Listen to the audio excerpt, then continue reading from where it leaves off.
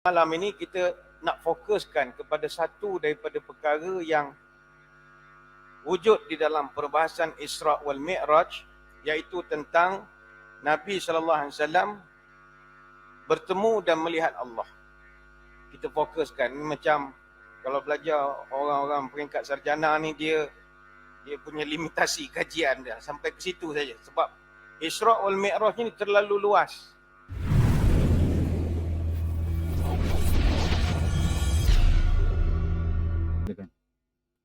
Assalamualaikum warahmatullahi wabarakatuh. Bismillahirrahmanirrahim. Alhamdulillah. Alhamdulillahi hamdan kathiran tayyiban mubarakan fihi. Kama yanbaghi li jalali wajhika wa li azimi sultanik. Allahumma salli ala Sayyidina Muhammadin abdika wa rasulika nabiyil ummi wa ala alihi wa sahbihi wa sallim. Nawaitu ta'alluma wa ta'lim wa tadhakkura wa tadhkir wa naf'a wal intifa' wal ifadah wal istifadah wal hatha ala tamasuki bi kitabillah wa sunnati rasulih wa du'a ila al-huda wa dalalah ala al-khair ibtigha' wajhillah wa mardatihi wa qurbihi wa thawabihi lillahi ta'ala. Allahumma barik lana fi Rajab wa Sya'ban wa balighna Ramadan. Ya Allah, berkatkan umur kami pada bulan Rajab, berkatkan umur kami pada bulan Sya'ban, panjangkanlah umur kami dapat bertemu dengan bulan Ramadan. Terima kasih yang berusaha, Al-Fadhil Tuan Pengacara Majlis. Yang saya hormati para pegawai, ahli-ahli jawatan kuasa Masjid Aminah binti Abdullah Al-Muhairi. Seterusnya tuan-tuan guru, para alim ulama, para habaib, muslimin muslimat, hadirin hadirat, tuan-tuan puan-puan, moga-moga dirahmati Allah sekalian. Pada malam ini saya diminta menyampaikan satu tajuk, iaitu Isra' wal Mi'raj, nikmat Nabi bertemu Allah.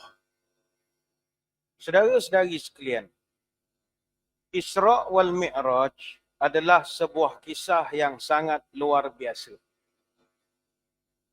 Para ulama masih berselisih pendapat tentang bila ianya berlaku.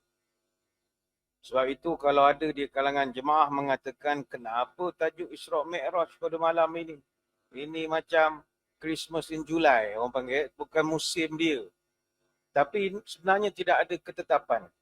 Imam At-Tabari misalnya, dia mengatakan dari segi tahun bila Nabi Isra' Mi'raj itu pun berbeza pendapat antara para ulama. Tabari sendiri mengatakan, Isra' berlaku sejurus Nabi dilantik sebagai Nabi. Dia jadi Nabi, confirm jawatan, terus Isra' wal Mi'raj. Kalau berdasarkan pendapat Imam Nawawi dan juga pendapat Imam Al-Qurtubi, Isra' Mi'raj berlaku 5 tahun selepas Nabi dilantik menjadi Nabi. Jadi ada banyak pendapat. Cuma kita di Malaysia, kita pegang pada jumhur, seperti mana kata Al-Mansufuri, ianya berlaku pada 27 Rejab, tahun ke-10 kenabian. Bukan sekadar tarikh ataupun hari yang ulama berbeza pendapat. Termasuk juga bulan, masih lagi diperselisihkan. Kata Al-Hafiz Ibn Hajar Al-Asqalani, ada lebih 10 pendapat. School of thought lah. Ini scholars ni dia lain, dia tak kelahi macam kita public ni. Ada yang berpendapat ini terjadi pada bulan Ramadan. Ada yang kata Syawal, ada kata Rabiul Awal, ada kata Rabiul Akhir dan begitulah seterusnya. Bagi kita orang awam, kita berlepas dirilah daripada membincangkan tentang bila ianya berlaku. Sebab apa yang pasti adalah peristiwa ini Allah rekodkan dalam Quran. Cerita Isra', perjalanan Nabi daripada Masjidil Haram ke Masjidil Aqsa, itu direkodkan di dalam surah Al-Isra' ayat yang pertama. Subhanallazi asra bi'abdi sampai habis. Cerita Mi'raj, iaitu Nabi naik ke Hadratul Qudus, bertemu dengan Allah Ta'ala, itu direkodkan dalam surah An-Najmi ayat 13 sampai 18. Walaqad ra'ahu nazlatan ukhra inda sidratil muntaha. Ayat ini kata para ulama menjadi dalil bahawa Nabi itu Dia melihat, sesungguhnya dia telah melihat Jibril dalam bentuk rupanya yang asal. Sampailah kepada ayat laqad ra'a min ayati rabbihil kubra, dan dia telah melihat sebahagian daripada sebesar-besar tanda yang menunjukkan luasnya pemerintahan dan kekuasaan Allah. Jadi peristiwa Isra' wal Mi'raj, no doubt about it, tak ada keraguan. Cuma bila ianya berlaku, itu perselisihan yang tak pernah selesai. Bahkan dari sudut hadis sekalipun, 16 orang sahabat yang meriwayatkan kisah ini secara sepakat. Jadi kalau dah lebih pada 10 orang, payah kita nak kata mereka sepakat untuk berbohong. Anas bin Malik ada versinya, Abu Zar ada versi, Ibn Abbas ada, Jabir, Abu Hurairah dan ramai lagi. Cuma pada malam ini kita nak fokuskan kepada satu daripada perkara yang wujud di dalam perbahasan Isra' wal Mi'raj, iaitu tentang Nabi SAW bertemu dan melihat Allah. Kita fokuskan, macam kalau belajar orang-orang peringkat sarjana ni, dia punya limitasi kajian dia sampai ke situ saja. Sebab Isra' wal Mi'raj ni terlalu luas. Sebab itu kalau tuan-tuan bilang-bilang tahun panggil penceramah Isra' wal Mi'raj pun, kita akan dapati angle-nya begitu banyak. Terlalu banyak perspektif yang boleh dibincangkan. Sebab cerita Isra' Mi'raj terbahagi pada 3 fasa. Sebelum Isra', semasa Isra' dan selepas Isra'. Semuanya ada peristiwa-peristiwa yang signifikan. Cuma sebab kita aliran ahli sunnah wal jemaah, jadi kita tak susah sangat nak memahamkan cerita Isra' Mi'raj ini. Sebab bagi kita ahli sunnah wal jemaah, kita percaya Nabi naik ke langit itu dengan roh dan juga jasad. Sebagaimana kita sekarang. Jadi kalau tuan-tuan ada buka YouTube ke, ada dengar mana-mana penceramah buat live Facebook ke mengatakan, oh ini Nabi ni Mi'rajnya dengan roh saja. Impossible dia pergi dengan badan. Berdasarkan fizik pun tak logik, ini macam-macam lagi. Ini aliran Mu'tazilah. Mana ustaz yang ceramah tu, dia dulu aliran Mu'tazilah. Jadi kita ahli sunnah wal jemaah, roh dan jasad. Jadi kalau ada dalam masjid ini, aliran Mu'tazilah memang tak dapat titik pertemuan lah perbincangan kita pada malam ini. Tuan-tuan sekalian, fokus kita pada malam ini, apakah peristiwa yang berlaku semasa Nabi Isra' wal Mi'raj. Kalau sebelum Isra' Mi'raj, kita tahu Amul Khuznun, Nabi dihina di Taif, isterinya meninggal, itu panjang kita tahu cerita itu. Semasa Mi'raj, mana kita tinggalkan Isra', cerita Nabi di Baitul Maqdis, dia jumpa sini-sini ada Nabi-Nabi, itu panjanglah, ceramah lain boleh ceritakan. Kita fokus Mi'raj saja.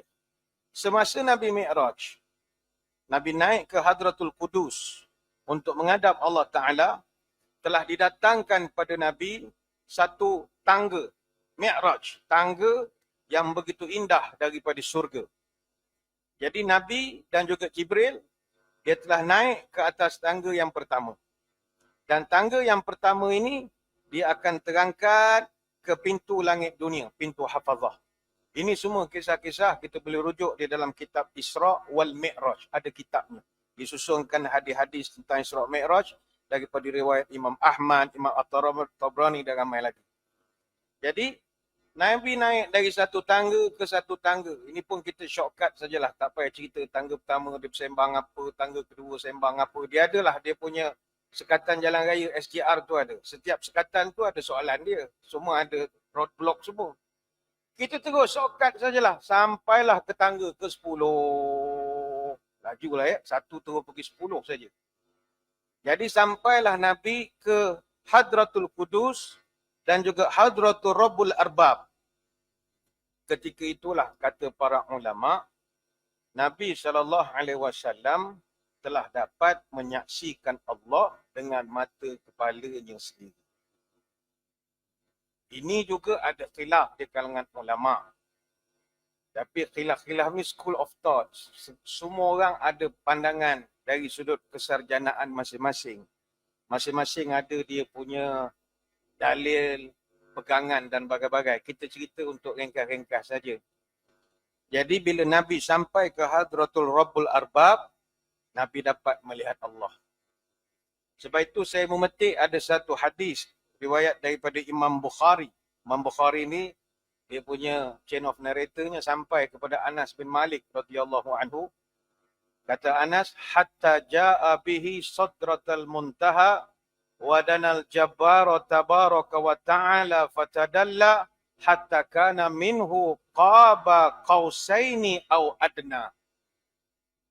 Yang mana Anas bin Malik dia cerita ketika Nabi telah sampai ke Sidratul Muntaha, Allah Subhanahu wa taala telah pergi dekat kepada Nabi.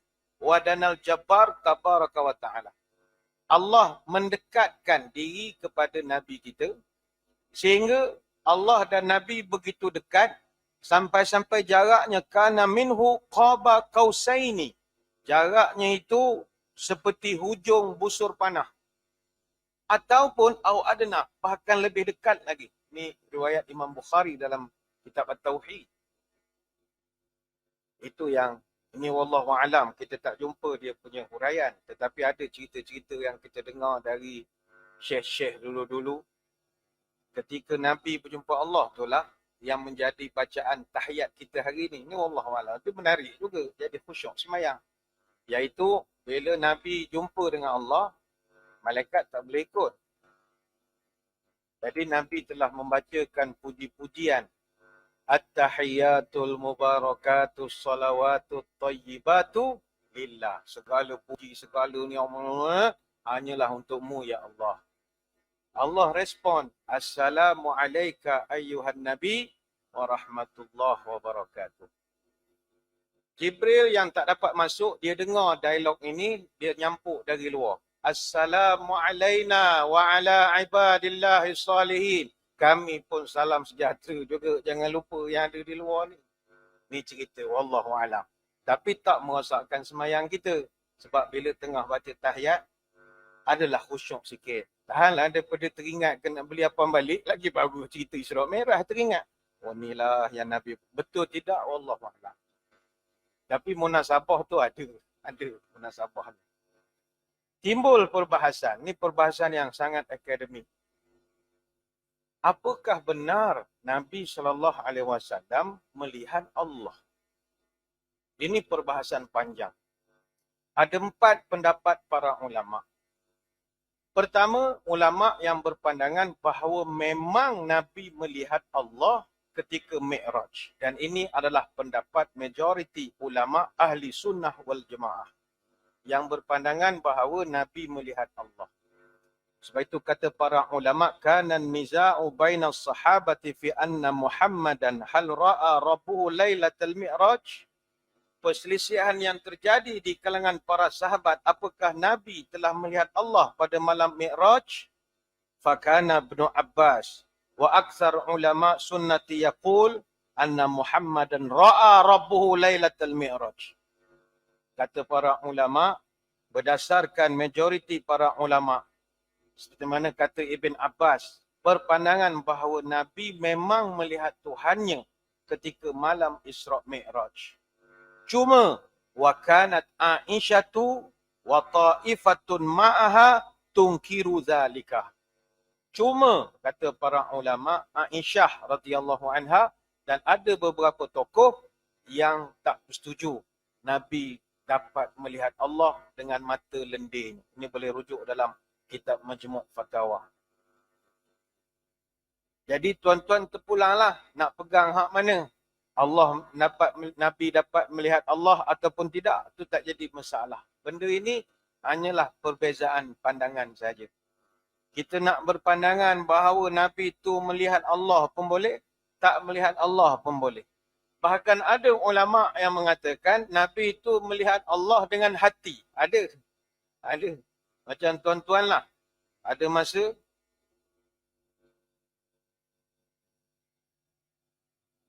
macam tuan-tuan. Ada masa tuan-tuan sembahyang isyak sekejap lagi. Allahu Akbar. Tutup mata. Sekejap. Nampak Mekah. Nampak Kaabah. Nampak Masjidil Haram.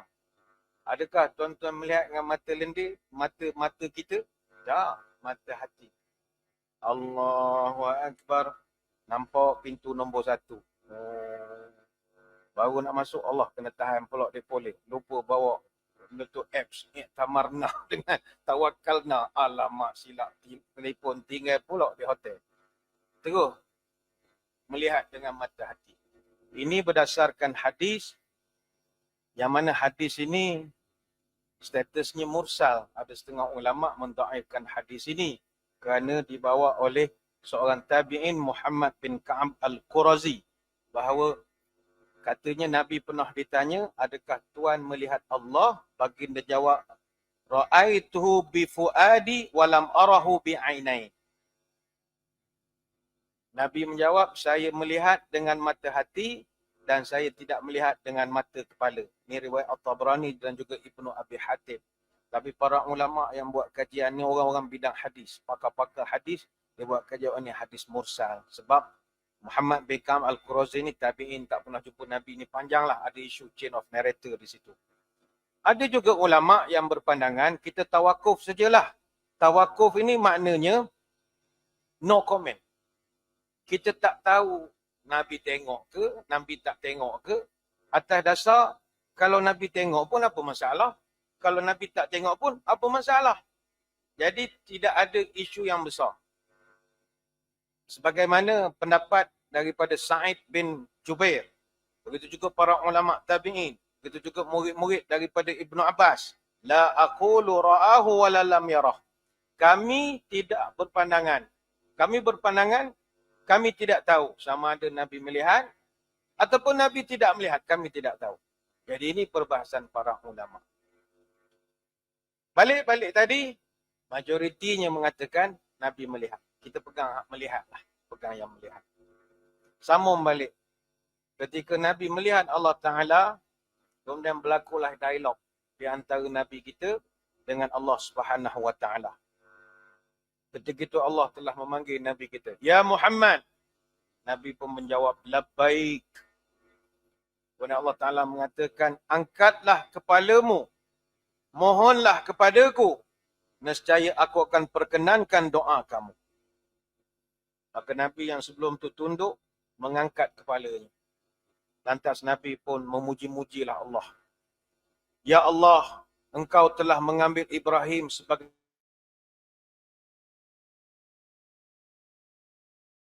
Engkau berikan kepada Daud kerajaan yang begitu besar, sehingga Daud dapat melembutkan besi. Engkau telah kurniakan kepada Sulaiman kerajaan yang tidak engkau kurniakan kepada sesiapa pun. Dan engkau telah memudahkan Sulaiman untuk menguasai jin, manusia, syaitan dan juga angin. Dan engkau telah ajarkan kepada Isa kitab Injil dengan izinmu juga. Dia telah dapat menyembuhkan orang buta, orang sopak dan dia boleh menghidupkan orang mati dengan izinmu. Dan engkau telah lindungi dia dan juga ibunya daripada gangguan syaitan. Panjanglah Nabi puji kepada Allah. Kemudian Allah pun jawab. Wahai Muhammad, aku ambil engkau sebagai kekasihku. Aku perkenankan engkau sebagai penyampai berita gembira dan amaran kepada umatmu. Aku buka dadamu dan aku buangkan dosamu. Aku jadikan umatmu sebaik-baik umat. Aku berikan kepadamu keutamaan dan keistimewaan pada hari kiamat nanti. Aku kurniakan kepada engkau 7 ayat yang aku tidak pernah kurniakan kepada sesiapa, iaitu surah Al-Fatihah. Aku berikan padamu akhir-akhir surah Al-Baqarah, ayat-ayat dalam Al-Baqarah sebagai perbendaharaan di bawah arash. Aku berikan kepada kamu habuan, kelebihan Islam, hijrah, sedekah dan amal ma'ruf nahi mungkar. Aku maka Adam dan seluruh manusia akan duduk di bawah panji-panjimu nanti. Dan yang terakhir kata Allah, aku fardukan ke atas kamu 50 waktu solat. Jadi ketika itu yang Nabi dapat arahan semayang.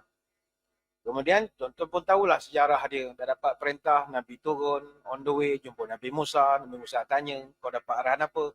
Dapat 50 waktu, banyak. Kau minta diskaun, pergi jumpa balik. Turun lagi berapa? 45, banyak. Turun naik sampai tinggal 5. Dah tinggal 5 itu pun, Nabi Musa kata, minta lagi lah Muhammad. Umat kau pemalas semua. Kalau boleh minta setahun sekali, ya lagi bagus kan, sembahyang raya. Tak payah benar-benar SOP bagai-bagai. Serabut jaga SOP masjid. Sembahyang setahun sekali. Dan tidaklah Nabi Musa cakap begitu. Tapi Nabi kata, saya malu bang. Ni 50 tinggal 5. Pergi markah tulis 50. Malu minta diskaun. Ada orang bahas. Kenapa Allah Ta'ala bully Nabi kita? Apa masalahnya bagi je 5 tu? Bukan dia tak tahu Nabi akan minta diskaun. Maha mengetahui. Apa salah lepas dia sebut, aku kenangkan kau sebagai kekasih aku gini-gini. Dan aku beri kau semayang 5 waktu. Kan settle? Tidak.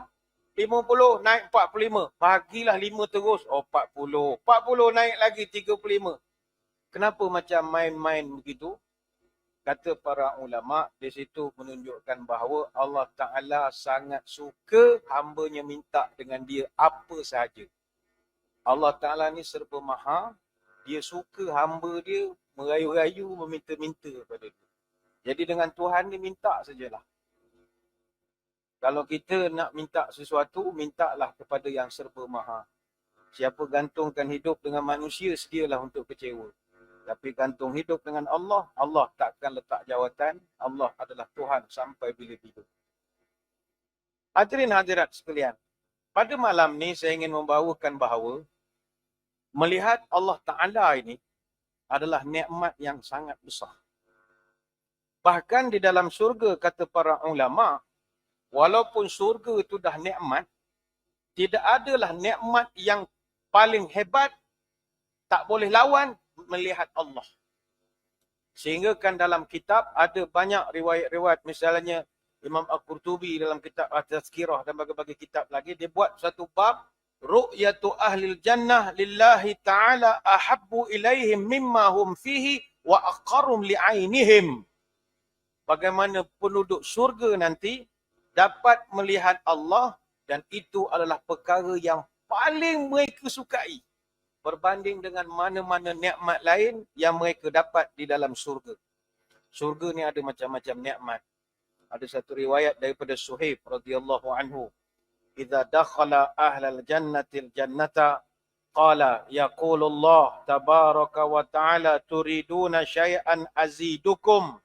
Apabila penghuni syurga dah masuk dalam syurga, semua dah check in, semua dah ada kunci bilik, semua dah settle, maka Allah Ta'ala akan bertanya pula kepada penghuni-penghuni syurga, turiduna syai'an azidukum, kamu ada nak apa-apa tambah lagi? Seronok dah semua? Seronok, ya Allah. Ada apa-apa aku boleh tambah lagi? Dia orang tengah happy. Nak masuk syurga, ada sambutan bidadari bagi air. Happy betul. Kemudian check-in bilik pula cantik, macam-macam nikmat. Allah tanya lagi, ada apa-apa yang aku boleh tambah? Maka Nabi cerita, ahli syurga menjawab, fayaqulun alam tubayyid wujuhana, alam tudkhilnal jannata, wa tunajjina minan nari. Ya Allah, kami ni dah banyak sangat dapat nikmat. Pertama, bukankah ya Allah engkau telah memutihkan wajah kami? Sebelum ni duk jadi barbecue dalam neraka, rentung habis semua. Hitam legam macam kambing di barbecue Ramadan. Oh, hitam habis ni. Ni dah putih balik, dah celup-celup jadi cantik. Kemudian, bukankah engkau telah alam tudkhilnal jannata, dan engkau telah kurnia pada kami peluang masuk dalam surga. Wa tunajjina minan nar, dan kami dibebaskan daripada neraka. Apa lagi yang kami nak? 3 ni pun dah besar sangat, ya Allah. Maka Allah Ta'ala fayakshiful hijab. Ketika itu kata Nabi, Allah telah menyingkap hijab ataupun tabir ataupun lansir itu. Bila dibukakan, fama u'tu syai'an ahabba ilaihim min nazar ila rabbihim azza wa jalla. Maka ketika hijab itu dibuka, tidak adalah sesuatu yang lebih penghuni syurga sukai daripada ketika itu melihat wajah Allah Subhanahu wa taala. Ni hadis riwayat Imam Muslim. Kita rasa nikmat banyaklah. Lepas pada neraka, masuk syurga, layanan bagus, segala-galanya first class. Tiba bila Allah singkapkan tabir ataupun hijab, fayakshiful hijab, dibukakan hijab, kita dapat melihat Allah. Kata inilah nikmat paling besar sekali. Ada riwayat lain disebutkan pernah Nabi SAW membacakan satu ayat. Tala Rasulullah hadhil ayat. Lilladzina ahsanul husna wa ziyadah. Nabi membaca surah Yunus ayat yang ke-26. Bagi orang yang buat baik, ada pahala yang terbaik di surga. Wa ziyadatun. Dan ada ekstra. Para ulama mengatakan aziyadah itu maknanya an-nazaru ila wajhillah ta'ala. Orang baik-baik macam tuan-tuan, masuk surga, pahala bawa, nanti ada pula waziyadah, ada extra bonus. Bonus itu adalah melihat Allah. Wa qala, idza dakhala ahlul jannati jannata, wa ahlun narin nara, nada munadin ya ahlul jannah, inna lakum indallah mau'idan, yuridu ayyun jizakumuh. Kata Nabi, apabila nanti di surga, kamu semua telah masuk di dalam surga dan orang-orang yang sepatut duduk dalam neraka telah pun dimasukkan ke dalam neraka, maka nanti akan datang satu orang buat announcement. Dia akan memanggil, wahai penduduk surga, sesungguhnya kamu mempunyai apa yang telah dijanjikan oleh Allah dan Allah akan penuhi segala janjinya itu. Fayaqulun, maka ahli surga menjawab, wa ma huwa alam yusaqqillahu mawazinana wa yubayyid wujuhana wa yudkhilnal jannata wa yunjina minan nar. Nak bagi apa lagi tuan? Apa yang ada ni pun alhamdulillah kami masuk surga lepas pada neraka, cukuplah. Fayakshiful hijab. Kata Nabi, ketika itulah Allah membukakan hijab dan ahli surga kata inilah nikmat yang paling besar. Sebab itu ulama ada buat perbahasan tentang nikmat melihat Allah di surga. Dipanggil ru'yah. Ru'yah ini dalam bahasa Arab maknanya an-nazar bi'aini au bil qalbi. Melihat Allah itu dengan mata dan juga hati. Mata dan juga hati. Sekarang ni kita melihat Allah dengan hati. Tak tahu apa rupanya. Tapi kita tahu itu Allah. Apa yang tuan-tuan bayang mungkin tuan-tuan sendirilah. Cahaya ke apa, wallahualam. Tapi ru'yah Allah di surga itu real. Sebab itu ulama ahli sunnah wal jemaah bersepakat bahawa melihat Allah adalah sesuatu yang tidak mustahil. Sama ada dari sudut akal dan dah wajib pula kita faham kerana ada dalil-dalil sam'i. Dan para ulama juga bersepakat bahawa orang-orang mukmin semuanya akan melihat Allah di akhirat kelak. Kecualilah pandangan sebahagian daripada golongan Mu'tazilah, Khawarij, Jahmiyah dan juga Murji'ah yang mendakwa Allah tak akan boleh dilihat di mana-mana termasuk di surga.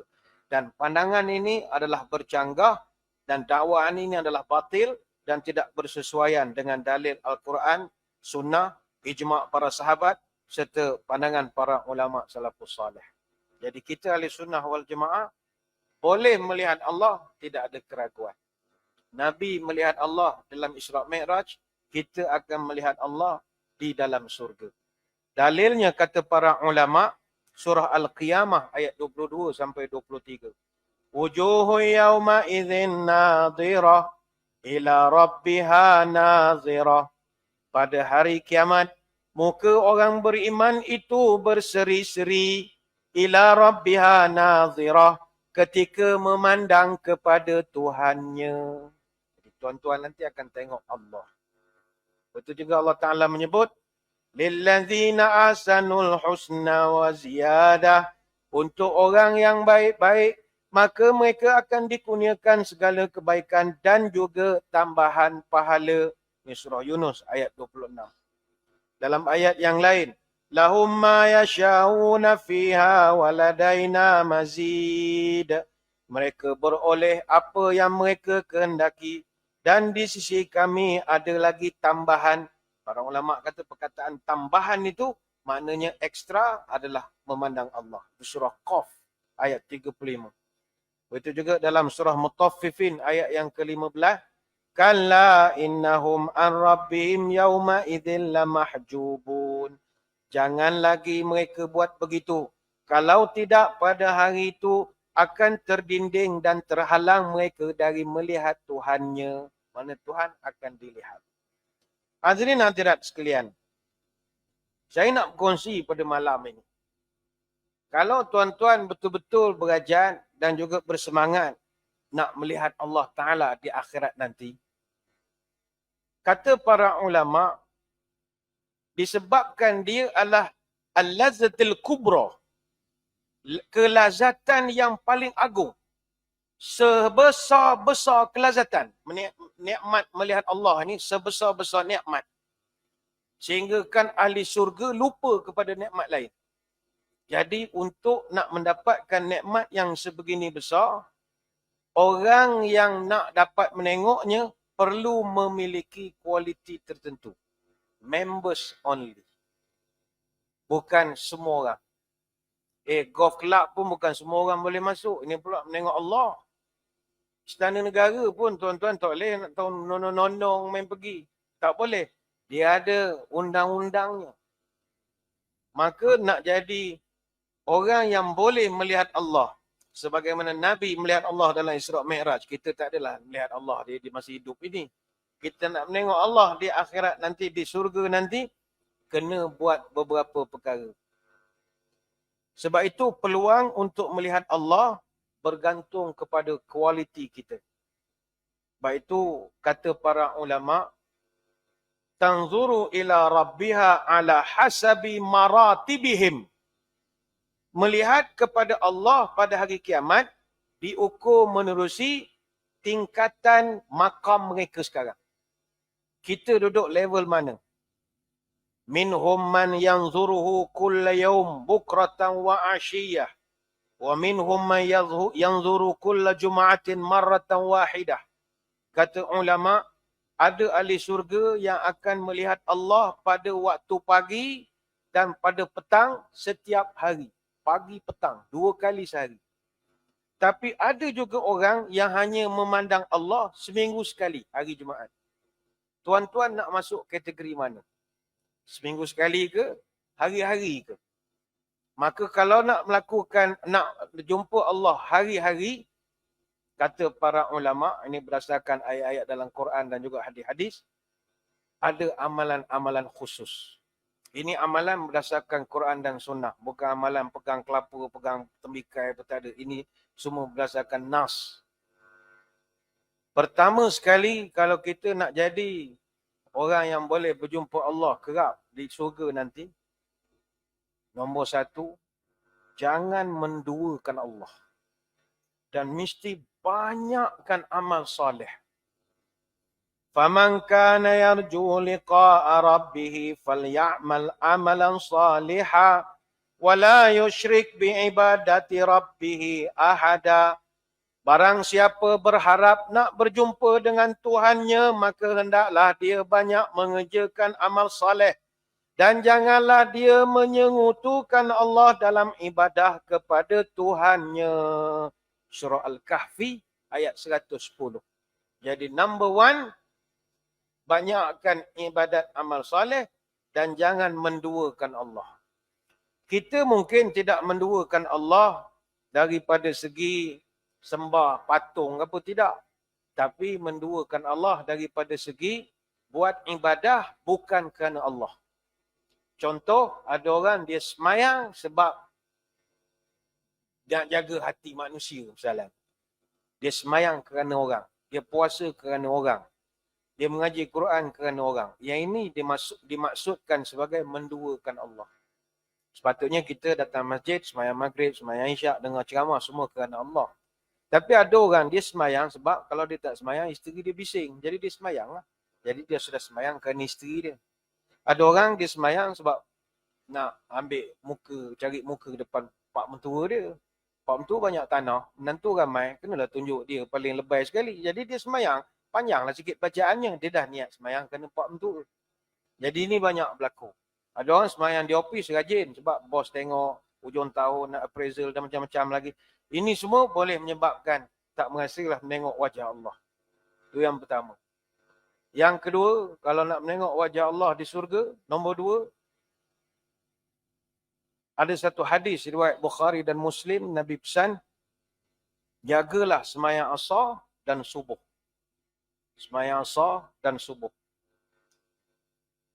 Jarir bin Abdullah radhiyallahu anhu pernah bercerita, kunna 'inda Nabi sallallahu alaihi wasallam iz nazara ila al-qamar lailatul badri faqala ama innakum satarawna rabbakum kama tarawna hadha la tudammuna aw la tudahuna fi ru'yatih. Kata Jarir, kami tengah duduk bersama dengan Nabi. Ketika itu waktu malam, bulan purnama, bulan mengambang penuh. Kemudian Nabi pun memandang bulan yang cantik itu. Kemudian Nabi bersabda kepada sahabatnya, sesungguhnya kamu nanti akan dapat melihat wajah Tuhanmu sebagaimana engkau memandang kepada bulan sekarang.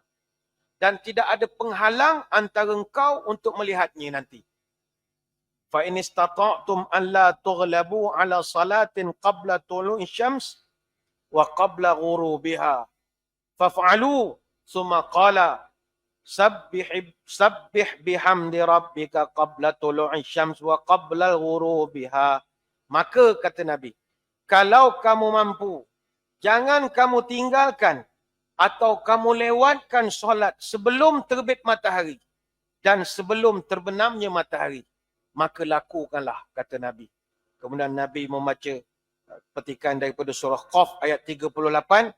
Kemudian maka bertasbihlah memuji Tuhanmu sebelum terbit matahari dan sebelum terbenamnya. Ini hadis Bukhari Muslim. Dalam bahasa mudah, tuan-tuan, dua waktu solat ni mesti mau jaga. Asar dan juga subuh. Bukan semayang saja-saja, semayang berjemaah di masjid. Datanglah. Asar wallahu alam. Dalam suasana kita bekerja ni begitu susah kita nak solat asar berjemaah, memandangkan kita mungkin dalam perjalanan nak balik, nak kejar. Sebab asar pun sekarang dah lewat, hampir pukul 5 baru asar. Kan komat pun lambat juga. Jadi ramai orang tak dapat nak datang ke masjid. Mungkin di ofis sajalah disemayang dengan kawan-kawan. Sama juga semayang subuh. Semayang subuh sekarang ni susah. Bukan susah tak boleh semayang, nak berjemaah di masjid. Sebab saya kira berapa? Kalau belah-belah PJ ni 6.18, saya ingat. 6.17. Lewat betul sekarang. 6.18. Ni Rabu depan dia akan naik 6.19. Khamis depan dia turun balik 6.18, 6.17 ni. Kita akan berhadapan dengan subuh pangkal 6 ni sampai bulan 4. Kita akan jumpa subuh balik pukul 5, pangkal 5, 13 Ramadan. Itu pun pukul 5, 5.59. 5.40, 5.45 dah tak ada dah. Jadi bagi orang yang dia nak semayang masjid, dalam masa yang sama dia nak pergi kerja. Sebut salah. Kalau 6.18 baru azan, pukul berapa nak qomat? Macam kami di Pahang 6.10. Azan, biasalah 6.20 kami dah boleh qomat. Tuan-tuan 6.18 azan, pukul berapa nak qomat? Takkan lepas azan terus qomat. Hilang fadilat solat sunat fajar. Jangan tinggal solat sunat fajar. Kata Nabi, solat sunat fajar ini kalau kau buat, kau dapat dunia dan seisinya. Sehingga kan kata Nabi, kalau kau tak terlepas semayang sunat fajar, boleh qada. Fadilatnya begitu besar.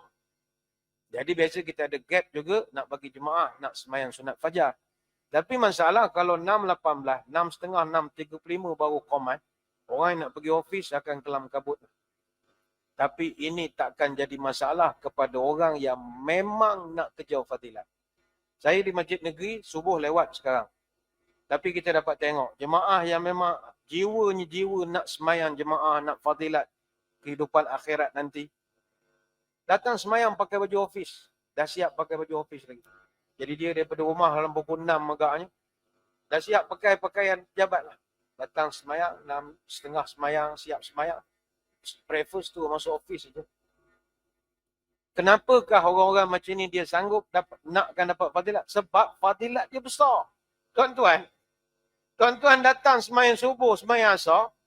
Fadilat dia adalah dapat melihat Allah. Takkan tak nak. Sebab itu saya selalu mengelarkan. Orang yang boleh datang semayang subuh berjemaah. Dalam keadaan subuh 6 lebih ini. Mereka ini adalah sebenar-benarnya subuh warrior. Ini memang panglima subuh betul. Bukan hulu balang ni, bukan perepet-perepet biasa ni. Ini general-general semua ni. Memang luar biasa sekali. Jadi itu yang kedua, iaitu hendaklah kita menjaga solat berjemaah, asar dan juga subuh.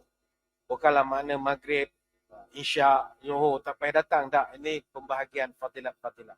Sebenarnya banyak saya nak terangkan, tapi saya kira kita beri laluan dulu kepada azan isyak. Saya kira sekejap lagi, jadi bolehlah Bilal bersiap-siap. Jadi tuan-tuan semua jangan ke mana-mana, kita akan kembali lagi selepas ini.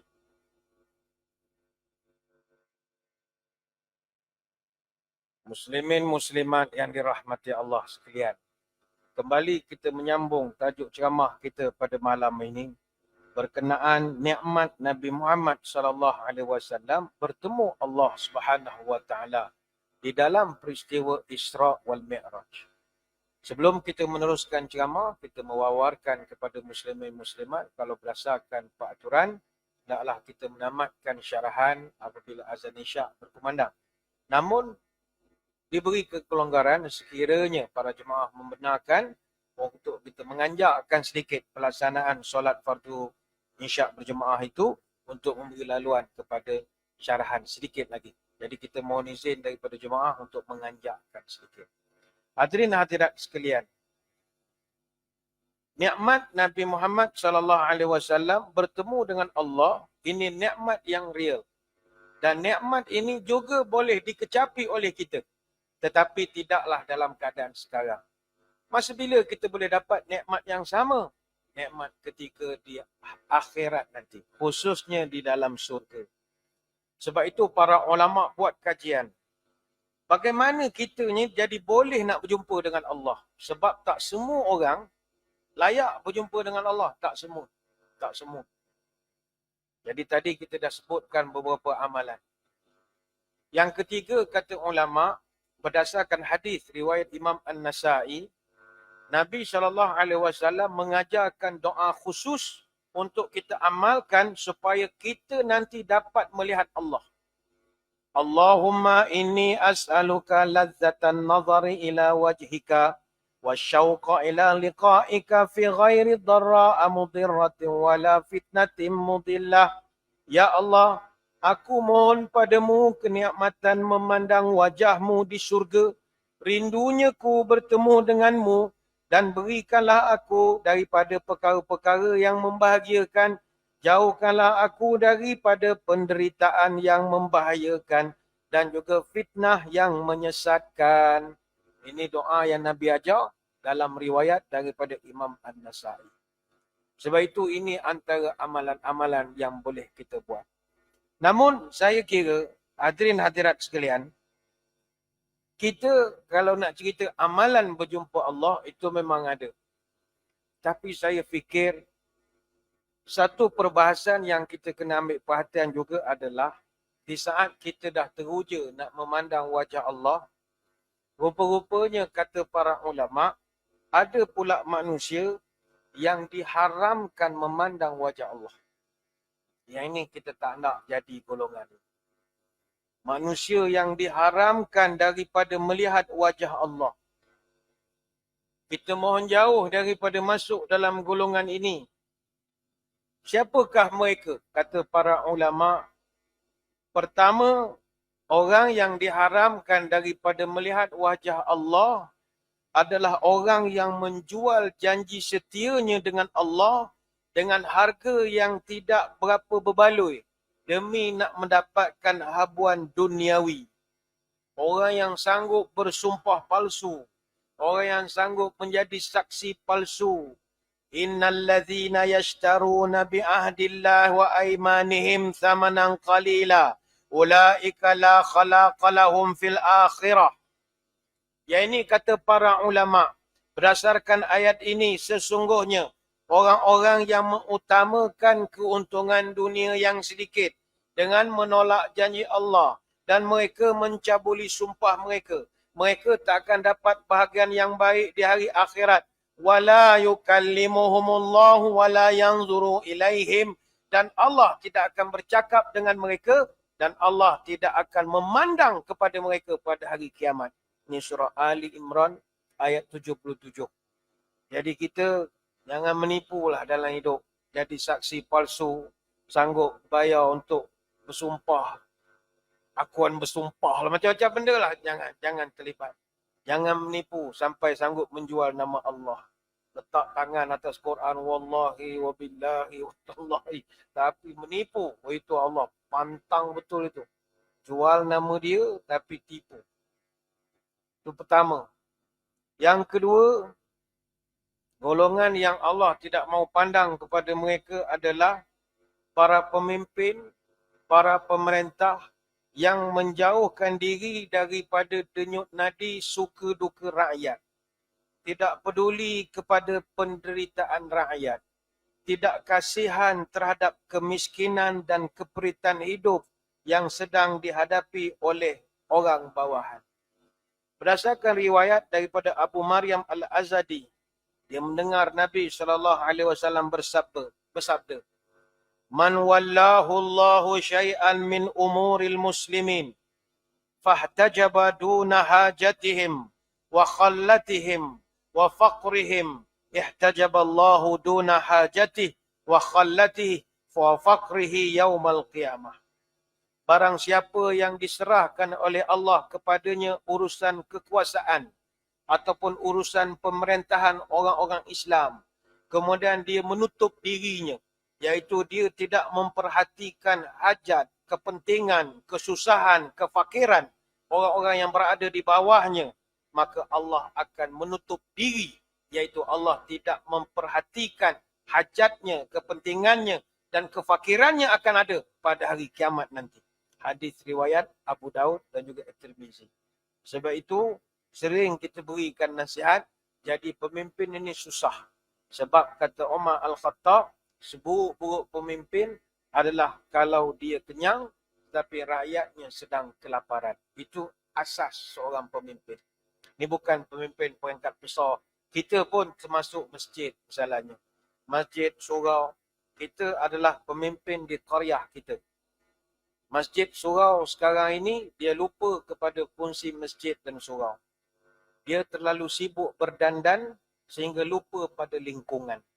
Saudara baru, mu'alaf yang kesusahan, ibu tunggal, anak yatim janda. Dia dalam keadaan masjid, ini cerita masjid tempat lain. Masjid yang pasang lampu macam kedai Tom Yam. Oh, lampu beleng-beleng, chandelier sampai 2 juta, macam-macam. Bagus. Tapi orang miskin ramai, tidak mau dibantu. Maka inilah tidak menempati kehendak. Kita berdaya, makmurkan masjid, berdayakan umat. Sebab kita masjid adalah untuk memperkasa anak qaryah kita. Anak qaryah kita. Sebab itu kalau ada orang qaryah kita pergi minta bantuan sampai ke tempat orang lain, ini aib. Aib.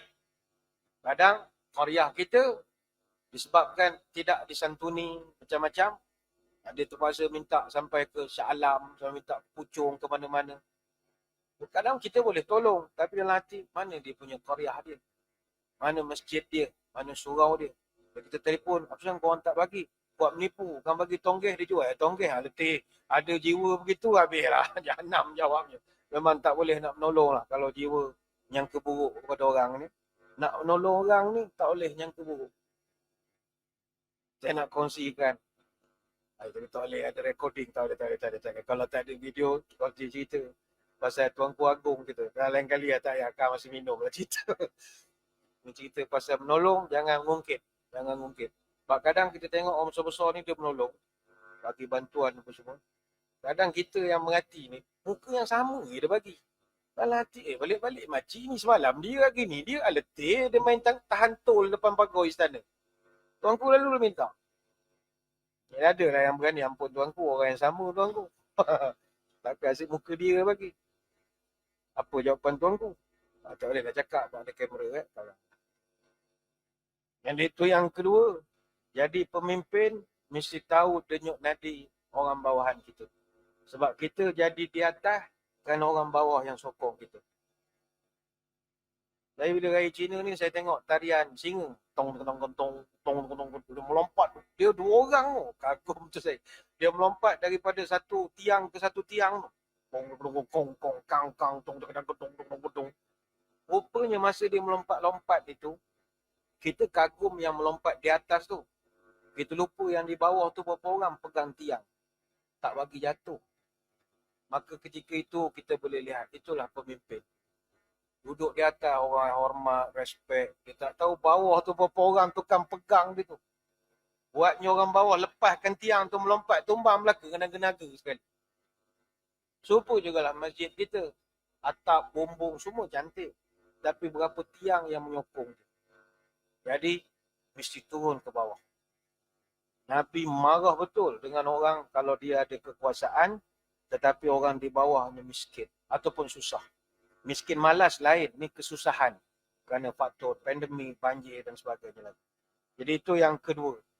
Yang ketiga, kata ulama, golongan yang tak akan dapat memandang wajah Allah. Golongan ketiga, keempat, yang kelima. Yang ini kita gabungkan kerana dia duduk dalam satu hadis saja. Kata Abu Hurairah radhiyallahu anhu, salasatun la yukallimuhumullahu yaumal qiyamah wa la yuzakkihim. Qala Abu Muawiyah, wa la yanzuru ilaihim wa lahum azabun alimun, syaikhun zanin wa malikun kadzabun wa a'ilun mustakbirun. Kata Abu Hurairah, Nabi pernah menyebut ada 3 golongan. Allah tak akan sudi bercakap dengan mereka dan Allah tak akan pandang mereka. Bila Allah tak pandang, kau pun tak boleh pandang Allah. Siapakah golongan yang malang itu? Yang pertama adalah orang tua yang berzina. Orang muda berzina, munasabah. Munasabah. Ini awak dah tua dengan prostatnya, dengan 3 silinder. Zina lagi, la ilaha illallah. Ini contoh. Maka ubat prostat dan lagi berzina. Jantung sumbat 3 dan lagi berzina. Memang Tuhan tak pandanglah muka kau. Kalau orang muda bukanlah kita galakkan. Orang muda berzina lah. Ramai dah. Orang tua berzina, Allah murka betul. Yang kedua kata Nabi, pemerintah yang suka bohong. Oh, itu memang Allah benci betul. Jangan bohong. Jangan bohong. Kalau tak boleh cakap tak boleh, boleh cakap boleh. Tapi kadang kerana nak sokongan dan sebagainya, benda tak boleh dibolehkan, benda boleh tak dibolehkan, jadi susah. Dan yang ketiga, Allah Ta'ala paling benci dan tak akan dapat melihat wajah Allah, orang miskin yang sombong. Kalau kaya sombong, munasabah. Kereta Bentley, rumah besar, rumah 7-8 juta harga. Sombong, munasabah. Dia ada gelaran, Tan Sri, Puan Sri. Sombong, munasabah. Ini dah miskin, pendatang asing pula tu. Sombong. Miskin, sombong. Orang Melayu panggil bodoh, sombong. Dah lah bodoh, sombong itu. Ini hadis riwayat Imam Muslim. Jadi jangan masuk 3 golongan ini. Yang keenam, golongan yang tak akan dapat memandang wajah Allah. Tak dapat merasa nikmatnya memandang wajah Allah. Adalah orang yang tak sudi menolong orang walaupun sekadar menghulurkan seteguk air. Hadis riwayat Abu Hurairah. Nabi menyebut, wa rajulun mana'a fadlal ma'i yaqulullah al-yawma amna'uka fadli kama mana'ta fadla ma lam ta'mal yadaka. Orang yang enggan memberi lebihan air minum yang dimiliki kepada orang yang dahaga, Allah akan berfirman kepadanya, pada hari ini aku halang kamu daripada mendapat lebih daripada kurniaku, sebagaimana kau halang orang lain dari dapat kurniaan aku yang bukan tangan kamu pun yang menciptakan air itu. Hadis riwayat Ibnu Hibban. Air ini boleh kita tafsirkan dalam pelbagai pahaman. Air minum boleh, air terawat pun boleh, air paip boleh, apa saja air. Mana kita menghalang orang. Padahal bukan kita pun yang buat air itu. Kau dah minum, kongsilah dengan orang. Ini hadis riwayat Ibnu Hibban. Itu yang keenam. Yang ketujuh, golongan yang tak akan dipandang oleh Allah pada hari kiamat. Dan mereka juga tak akan dapat memandang Allah adalah para pembai'ah, para pengundi kepada pemimpin-pemimpin yang mereka undi kerana faktor kebendaan.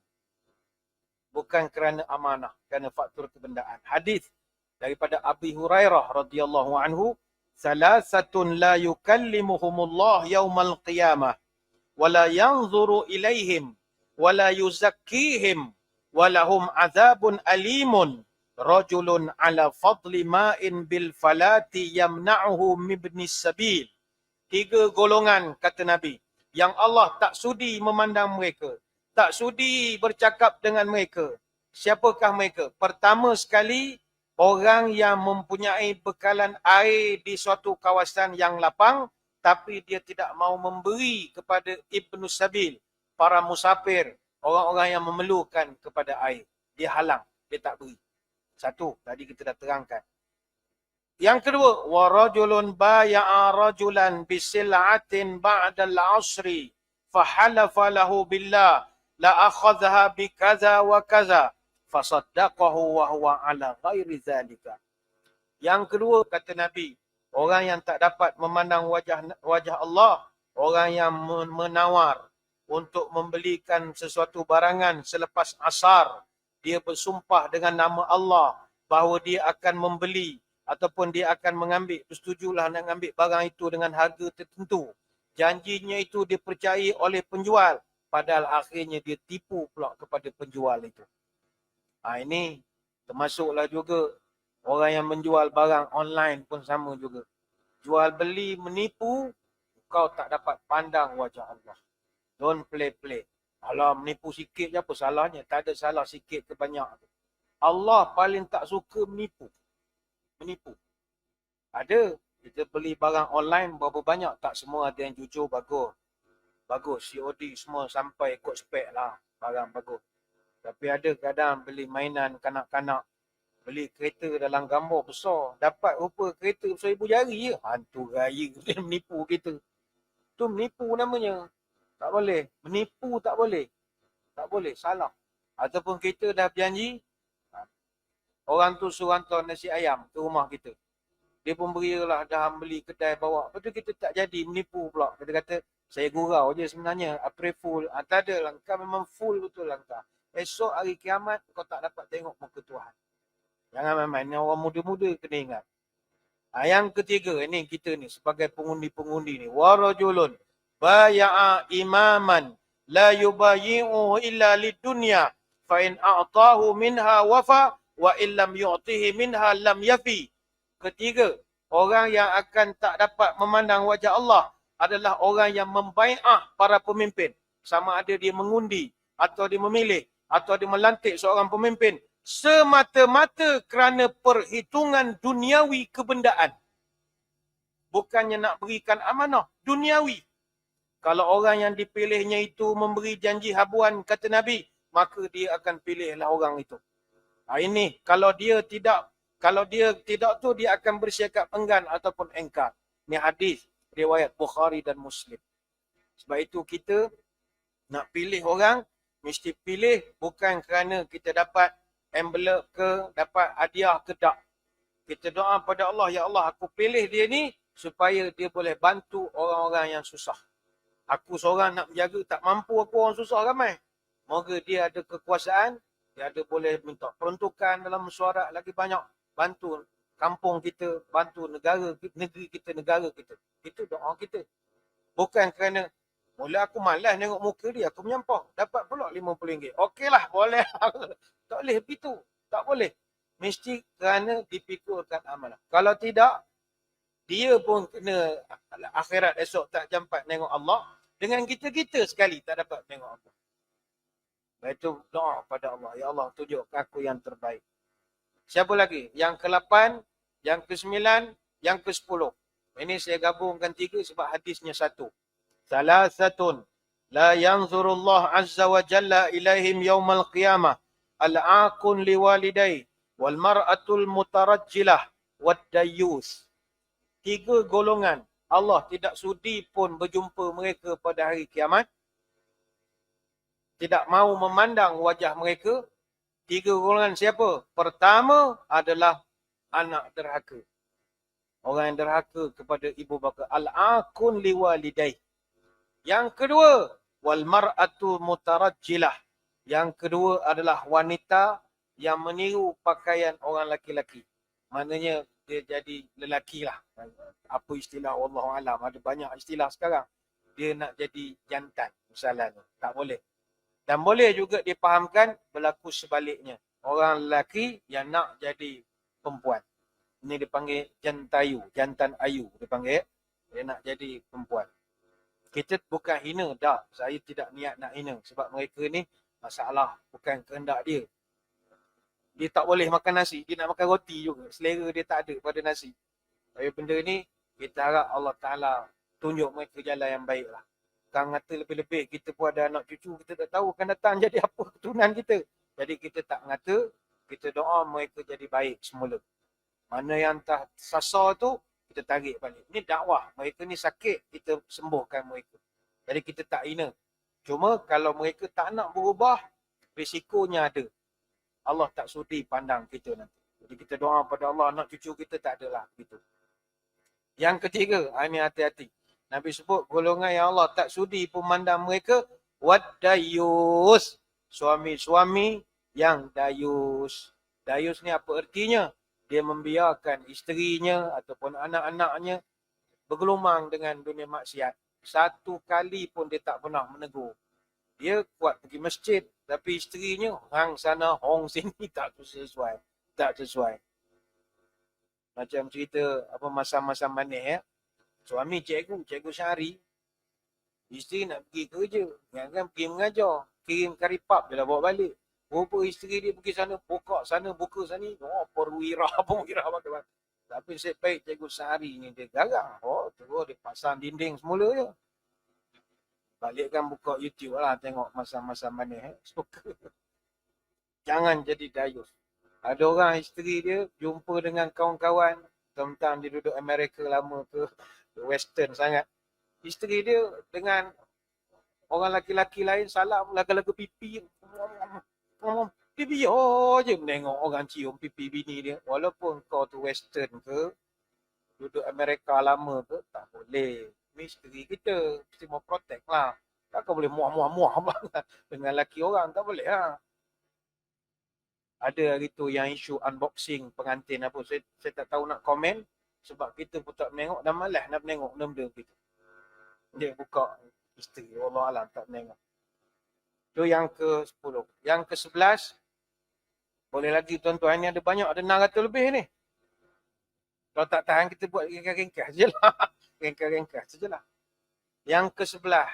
Golongan yang tidak Allah tak sudi pun jumpa mereka apa tak boleh adalah pengamal budaya kaum Lut.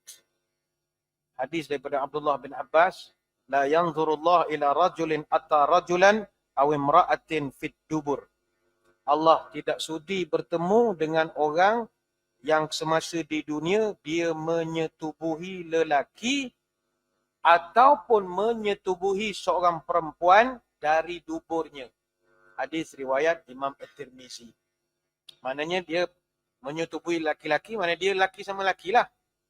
Man United, dia panggil. Man United. Man United. Dia Man United. Ataupun dia dengan isteri ataupun dengan perempuan juga dia mendatanginya daripada belakang. Hadis riwayat At-Tirmizi. Yang ke-12. Hadis daripada Abu Hurairah radhiyallahu anhu. Golongan yang Allah tak sudi berjumpa dengan mereka. Kata Nabi, la'anallahu sab'atan min khalqihi min fawqi sab'i samawati. Wa raddad la'nata ala wahidin minhum thalatha. Wa la'na kula wahidin minhum la'natan takfih. Allah melaknat 7 golongan dari makhluknya dari atas 7 petala langit. Dan Allah mengulangi laknatnya kepada tiap-tiap seorang tu sampai 3 kali. Sedangkan yang lain hanya cukup dilaknat sekali saja. Tapi geng ni berkali-kali Allah laknat. Siapakah mereka? Antaranya kata Nabi, mal'unun man ata syai'an minal bahaim. Celakalah kata Allah, orang yang menyetubuhi binatang, kata Nabi. Ini hadis riwayat At-Tabrani. Dulu bila kita kaji hadis-hadis ni kita rasa ada ke manusia buat pekerjaan dengan binatang? Rupa ada ya? La ilaha illallah. Keluar berita. Sial. Kita tidak menghina. Kita dah buat kesilapan. Tapi kita doa kepada Allah, janganlah berlakukan anak cucu kita perangai pelik begitu. Patut dia baik dengan kucing dia siang malam comel. Apa dia hentam ni kucing ni kat rumah. Ni hati-hati ni terlampau baik dengan binatang peliharaan. Dia jatuh cinta esok, dia setubuh pula dengan binatang ni. Jadi payah. Jangan. Kita, Allah laknat berkali-kali dalam sehari. Orang yang melakukan hubungan seksual dengan haiwan. Dalam riwayat yang lain, arba'atun yusbihuna fi ghadabillah wa yumsuna fi sakhatillah. Qultu wa man hum ya Rasulullah? Qala al-mutashabbihina minar rijali bin nisa wal mutashabbihati minan nisa bir rijal walladhi ya'ti al-bahimata walladhi ya'ti ar-rijala. 4 golongan yang Allah sentiasa murka dan dibenci oleh Allah dengan mereka selama-lamanya selagi tak bertaubat. Abu Hurairah bertanya, siapakah mereka ya Rasulullah? Pertama kata Nabi, lelaki yang menyerupai perempuan. Kemudian wanita yang menyerupai lelaki. Yang ketiga, orang yang menyetubuhi haiwan. Yang keempat, lelaki yang menyetubuhi sesama lelaki. Ini boleh rujuk hadis ni dalam Mu'jam Al-Awsat Lit-Tabrani. Moga-moga kita tak masuklah dalam orientasi budaya seksual yang begitu pelik sekali ni, laki dengan binatang daripada belakang. Saya ingat tuan-tuan orang masjid takkan terlibat ke benda-benda begitu. Mudah-mudahan tak terlibat lah. Yang ke-13, 14, 15. Ini kita gabungkan dalam satu hadis, Al-Mannan. Begitu juga orang yang menjual barang dengan berdusta dan berbohong. Salasatun la yukallimuhumullah yaumal qiyamah wala yanzuru ilaihim wala yuzakkihim walahum azabun alimun. Qala faqara'a Rasulullah sallallahu alaihi wasallam salasa mirran. 3 golongan Allah tidak mahu berjumpa dengan mereka. Allah tidak akan membersihkan mereka daripada dosa, malah akan diberikan pada mereka seksa yang pedih. Qala Abu Dzar bertanya, siapa mereka ya Rasulullah? Malangnya mereka, khabu wa khasiru ya Rasulullah. Rugilah puak-puak ni. Siapakah mereka? Manhum ya Rasulullah? Kata Nabi, al-musbilu wal-mannanu wal-munafiqu sil'ati bil-halfil kadhib. Kata Nabi, pertama sekali adalah al-mannan.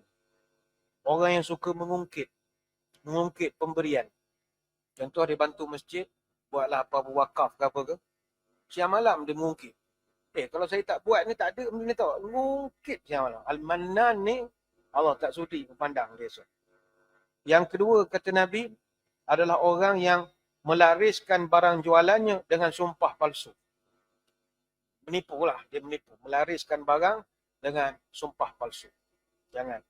Dan kemudian kata Nabi, orang yang suka melabuhkan pakaiannya. Ini simbolik orang yang suka menunjuk-nunjukkan kekayaannya. Ini hadis riwayat Imam Muslim. Dan yang terakhirlah, yang ke-16. Golongan yang Allah tidak sudi berjumpa dengan mereka adalah wanita-wanita, isteri-isteri yang tidak tahu berterima kasih kepada suami. Tak pernah mengucapkan terima kasih. Kata Abdullah bin Umar, la yanzurullah ila imra'atin la tashkuru li zawjiha wa hiya la tashtaghni anhu. Allah tidak akan memandang muka isteri-isteri yang tidak reti berterima kasih kepada suaminya. Padahal dia sendiri tidak memerlukan kepada sumber bantuan daripada suaminya itu. Hadis riwayat An-Nasa'i. Jadi kepada ibu-ibu, walaupun ibu-ibu bekerja, kadang gaji lebih besar pada suami. Perempuan jusasi, suami baru grade 44, mangku pula tu. Tapi tidaklah bermakna kita tak boleh terima kasih pada mereka. Terima kasihlah atas apa saja. Mungkin 10 perangai dia, 9 tak molek. Tapi takkan 1 tak ada yang molek. Ya, jadi terima kasihlah pada mereka. Jadi tuan-tuan jangan pula malam ni. Kau dengar tadi ceramah, kau jangan samsing dengan aku. Aku tak pernah dengar lagi kau cakap terima kasih. Sakat janganlah jadi samsing pula. Ini untuk kita sama beri peringatan. Jadi hadirin hadirat sekalian. Begitulah sedikit sebanyak sembang-sembang pada malam ini. Berkenaan tentang nikmat Nabi Muhammad sallallahu alaihi wasallam bertemu dengan Allah Subhanahu wa taala. Yang mana nikmat Nabi bertemu ni ketika Isra Mi'raj. kita pula akan boleh bertemu di syurga nanti. Tetapi bukan semua orang layak untuk bertemu dengan Allah. Hanya the creamiest among the creamier saja yang Allah Ta'ala izinkan untuk mandang wajah dia. Itu pun tadi kita terang, ada orang yang hanya boleh jumpa seminggu sekali saja. Setiap hari Jumaat saja. Tapi mungkin orang baik-baik macam tuan-tuan di sini, hari-hari boleh jumpa. Pagi, petang, pagi, petang, pagi, petang. Bagi orang yang baru datang mungkin kata, dapat tengok Allah. Okey lah, tak ada masalah. Tak. Tengok Allah, kata ulama, adalah nikmat paling besar. Sehingga kita merasakan segala nikmat dalam syurga itu nothing berbanding melihat Allah Subhanahu Wa Taala. Saya kira sekadar itu, saya ucapkan ribuan terima kasih di atas perhatian. Mohon maaf sebarang kekurangan. Moga-moga kita bertemu pada lain-lain kesempatan. Sebelum berpisah, marilah kita menadah tangan berdoa. Moga pertemuan kita diberkati oleh Ilahi. A'udzu billahi minasyaitonir rajim. Bismillahirrahmanirrahim. Allahumma salli wa sallim ala sayyidina Muhammadin salatan tukhrijuna biha min zulumatil wahmi. Allahumma barik lana fi Rajab wa Sya'ban wa ballighna Ramadan. Ya Allah, berkatkan umur kami pada bulan Rajab, berkatkan umur kami pada bulan Sya'ban, panjangkanlah umur kami dapat bertemu dengan bulan Ramadan. Allahumma tawil umurana wa sahih ajsadana wa nawwir qulubana wa thabit imanana wa ahsin a'malana wa wasi' arzaqana wa ilal khairi qarribna wa 'anil syarri ab'idna waqdi hawaijana fid dini wad dunya wal akhirah innaka ala kulli syai'in qadir. Ya Allah, panjangkanlah umur kami, sihatkanlah tubuh badan kami, terangkanlah hati kami, tetapkanlah iman kami, elokkanlah amalan kami. Luaskan rezeki kami, dekatkanlah kami dengan kebaikan, jauhkanlah kami dari kejahatan. Kabulkanlah segala doa kami sama ada dalam urusan agama, dunia ataupun akhirat. Subhanakallahumma wa bihamdika. Nashhadu an la ilaha illa anta. Nastaghfiruka wa natubu ilaik. Wa sallallahu ala sayyidina Muhammadin wa ala alihi wa sahbihi wa baraka wa sallam. Walhamdulillahi rabbil alamin. Sekadar itu wabillahi taufik wal hidayah. Wassalamualaikum warahmatullahi wabarakatuh. Allahu a'lam.